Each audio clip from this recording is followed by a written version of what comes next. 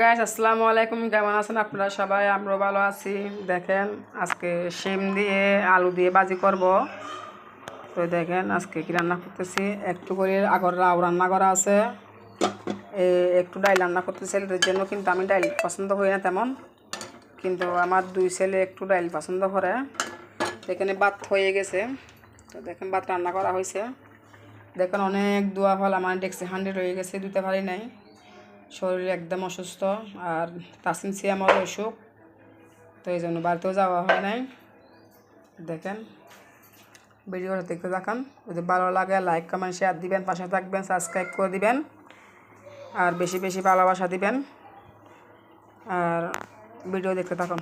তো দেখেন এদিক দিয়ে কাঁচামরিচ পেঁয়াজ কুড়ে লইছি, মানে একদম ইয়া করে ফেলেছি। কাঁচামরিচ রান্না করা হবে বাজিটা।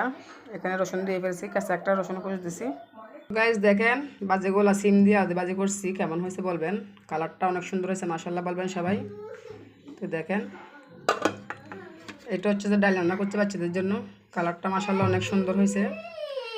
আবার এর মধ্যে কি করছি দেখেন, ইচ্ছা চিংড়ি মাছ নিয়ে ফেলছি বাচ্চাদের জন্য। আমি খাবো, আমার অনেক পছন্দ চিংড়ি মাছ, ভালো লাগে।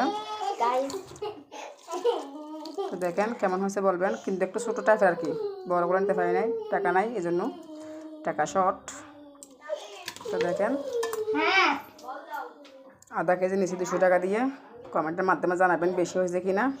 কেজি 400 টাকা করি, আমি আধা কেজি নিছি। তো কমেন্টের মাধ্যমে জানাবেন কি বেশি হয়েছে না কম হয়েছে। আল্লাহ হাফেজ, ভালো থাকবেন সবাই।